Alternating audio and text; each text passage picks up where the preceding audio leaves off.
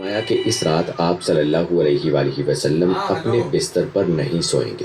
چنانچہ اس رات آپ نے حضرت علی رضی اللہ تعالیٰ عنہ کو اپنے بستر پر سلا دیا۔ کفار نے آپ کے بستر پر سیدنا علی رضی اللہ تعالیٰ عنہ کو چادر اوڑے ہوئے دیکھا تو گمان کیا کہ آپ سو رہے ہیں، چنانچہ فخر اور غرور سے مٹکنے لگے اور آپ کی گھات میں بیٹھ گئے تاکہ جب آپ اٹھ کر باہر نکلے تو سب آپ پر ٹوٹ پڑے۔ ادھر رسول اللہ صلی اللہ علیہ وآلہ وسلم عین اس حالت میں کہ یہ لوگ آپ کے گھر کو گھیرے میں لیے ہوئے تھے باہر تشریف لائے۔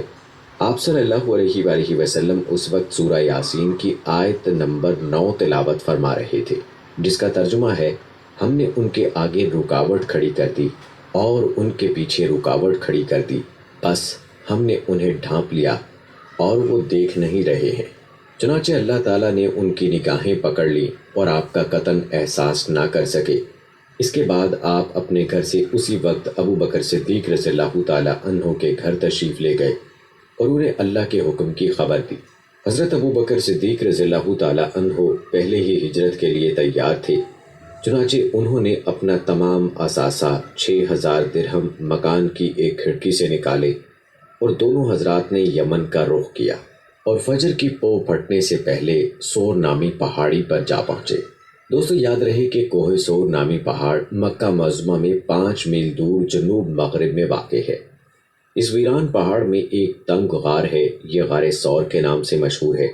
یہ غار اب تک موجود ہے، مکے سے مدینہ شمال کی طرف ہے۔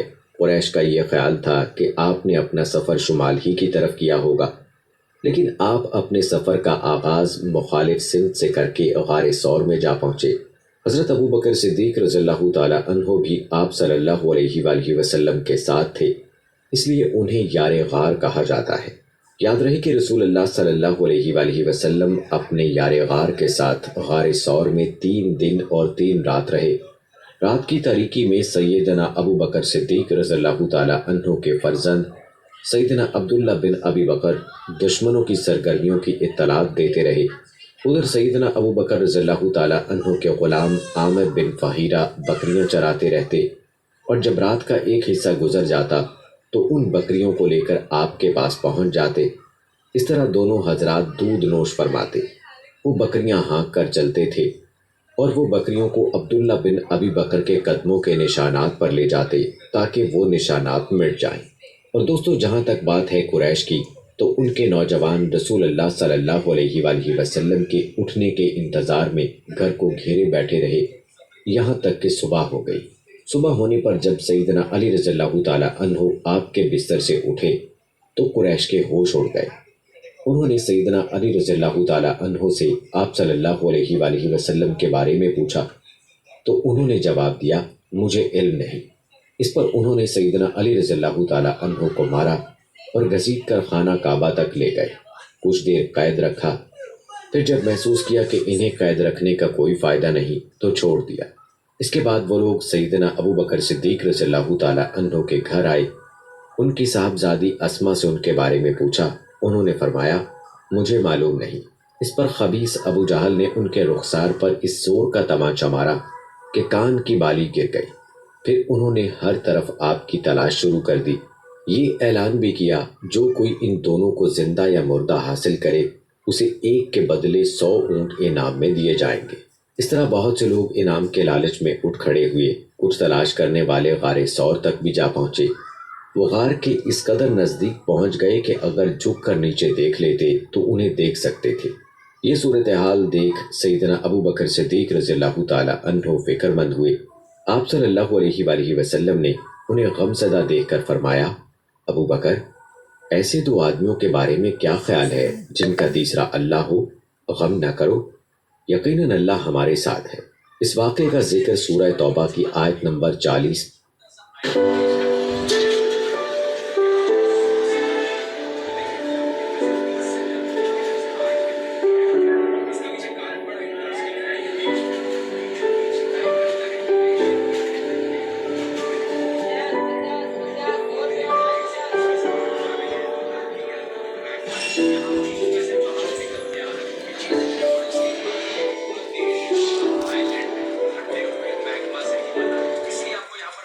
اس میں کیوں آیا ہے؟ اگر تم اس کی مدد نہ کرو گے تو اس کی اللہ نے مدد کی ہے۔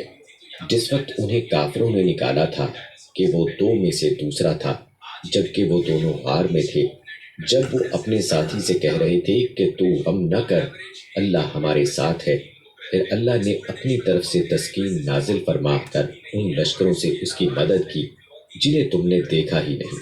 اس نے کافروں کی بات کو پست کر دیا، اور بات تو اللہ ہی کی بلند ہے، اور اللہ زبردست حکمت والا ہے۔ پیر کی رات ربیع الاول یکم ہجری کو نبی کریم صلی اللہ علیہ وآلہ وسلم غار ثور سے باہر تشریف لائے۔ آپ نے ایک شخص عبداللہ کو اجرت دے کر رہنمائی کے لیے مقرر کر لیا۔ یہ شخص اگرچہ قریش کے دین پر تھا، لیکن اس پر آپ کو اعتماد تھا۔ وہ وعدے کے مطابق 2 سواریاں لیے جب غار ثور کے دامن میں آ گیا، اور رسول اللہ صلی اللہ علیہ وآلہ وسلم اور سیدنا ابو بکر رضی اللہ تعالی عنہ نے کوچ کیا۔ ان کے ساتھ عامر بن فہیرہ بھی تھے۔ عبداللہ آپ کو لیے پہلے جنوب کی جانب چلا، پھر مغرب کی طرف مڑا اور ساحل سمندر کا رخ کیا۔ ساحل کے قریب پہنچ کر وہ شمال کی طرف مڑ گیا اور ایک ایسے راستے پر چلا کہ اس پر کوئی مشکل سے سفر کرتا تھا۔ دوسرے دن یہ مختصر سا قافلہ ایک خیمے کے پاس پہنچا۔ یہ قافلہ قدیب کے اطراف میں مشلل کے علاقے میں تھا۔ مشلل مکہ معظمہ سے 130 کلومیٹر کے فاصلے پر تھا۔ اس خیمے میں ایک عورت موجود تھی۔ آپ صلی اللہ علیہ وآلہ وسلم نے اس عورت سے فرمایا، تمہارے پاس کھانے کے لیے کچھ ہے؟ اس عورت نے معذرت کی اور بتایا، میری بکریاں چرنے کے لیے گئی ہیں۔ خیمے میں آپ کو ایک بکری نظر آئی، وہ بہت کمزور تھی، ریوڑ کے ساتھ نہیں جا سکتی تھی، اس لیے خیمے میں موجود تھی۔ اس کے تھنوں میں نام کو بھی دودھ نہیں تھا۔ رسول اللہ صلی اللہ علیہ وآلہ وسلم نے فرمایا، اگر آپ اجازت دیں تو ہم اس بکری کا دودھ دوہ لیں۔ یہ سن کر اس نے کہا، اس بکری میں دودھ کہاں؟ آپ صلی اللہ علیہ وآلہ وسلم نے فرمایا، آپ اجازت تو دیں۔ اس نے اجازت دے دی۔ آپ صلی اللہ علیہ وآلہ وسلم نے اسے دوہا تو دودھ سے ایک برتن بھر گیا۔ برتن اتنا بڑا تھا، ایک پوری جماعت مل کر اسے اٹھا سکتی تھی۔ اس عورت کی حیرت کی انتہا نہ رہی۔ آپ نے پہلے اسے دودھ پلایا، جب وہ سیر ہو گئی تو اپنے ساتھیوں کو پلایا۔ جب وہ بھی سیر ہو گئے تو آپ نے دودھ نوش فرمایا، پھر اس برتن کو تھنوں کے نیچے رکھ کر دودھ دوہا۔ وہ برتن دوبارہ بھر گیا۔ برتن اس عورت کے پاس چھوڑ کر روانہ ہو گئے۔ بکریاں چرا کر جب اس عورت کا خاوند گھر آیا تو دودھ سے بھرا برتن دیکھ کر حیران ہوا۔ دریافت کرنے پر معبد نے ساری بات کہہ سنائی۔ نبی کریم صلی اللہ علیہ وآلہ وسلم کا حلیہ سر سے لے کر پاؤں تک، بات چیت کا انداز تک اسے بتایا۔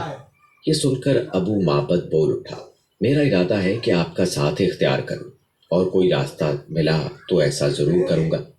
کہا جاتا ہے کہ دونوں میاں بیوی ساتھ میں مدینہ پہنچے اور اسلام کی دولت سے مالا مال ہوئے۔ ادھر سراقہ بن مالک نے قریش کے انعام کا اعلان سن کر لالچ میں آ کر اپنے گھوڑے پر آپ کا پیچھا کیا اور قدی تک پہنچ گیا۔ جب آپ کے نزدیک پہنچا تو اس کا گھوڑا پھسل گیا اور وہ گر گیا۔ پھر اٹھا تو تیر نکالے۔ وہ دیکھنا چاہتا تھا کہ اسے کوئی نقصان تو نہیں پہنچے گا۔ تیر وہ نکلا جو ناپسندیدہ تھا۔ اس نے بری فال کی پرواہ نہ کی۔ وہ اس حد تک آپ کے قریب پہنچ گیا کہ آپ کی قرات کی آواز سنائی دینے لگی۔ آپ نے اس طرف کوئی توجہ نہ کی، جبکہ سیدنا ابو بکر صدیق رضی اللہ تعالی عنہ بار بار مڑ کر دیکھ رہے تھے۔ ایسے میں اچانک اس کے گھوڑے کے دونوں پاؤں زمین میں دھنس گئے، یہاں تک کہ وہ گھٹنوں تک جا پہنچے۔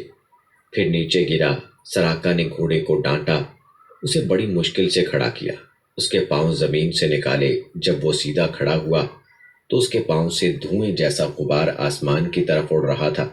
سراقہ نے پھر فال کے تیر نکالے، پھر وہی تیر نکلا۔ اس سے اس پر زبردست خوف اور رعب طاری ہو گیا، اور اسے یقین ہو گیا کہ رسول اللہ صلی اللہ علیہ وآلہ وسلم کا معاملہ غالب ہو کر رہے گا۔ چنانچہ وہ پکار اٹھا، مجھے امان دی جائے۔ آپ صلی اللہ علیہ وآلہ وسلم اور آپ کے ساتھی ٹھہر گئے۔ یہ آپ کے نزدیک چلا آیا اور بتلایا کہ قریش نے کیا طے کیا ہے اور وہ خود کس ارادے سے آیا تھا۔ پھر اس نے سامان سفر اور مال کی پیشکش کی۔ آپ نے کچھ لینے سے انکار فرمایا۔